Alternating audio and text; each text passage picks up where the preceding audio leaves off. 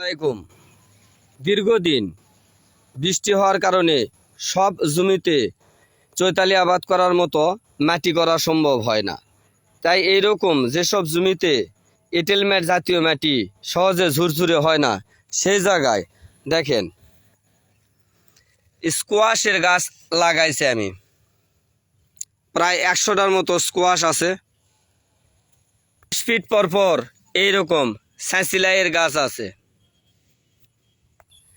চারিদিকে নেট দিয়ে বেড়া দিয়ে উপরে কটসুতার জালি দিয়ে এই জমিটাত চাষাবাদ করার চেষ্টা করেছি। আল্লাহর রহমতে সফলতা আসবে। স্কোয়াশ গাছে ফুল আসতে শুরু করেছে, যেহেতু আগাম স্কোয়াশ বাজার মূল্য ভালো পাওয়ার সম্ভাবনা আছে। আমরাও এরকমভাবে অনেকে চাষাবাদ করতে পারি। আসসালামু আলাইকুম।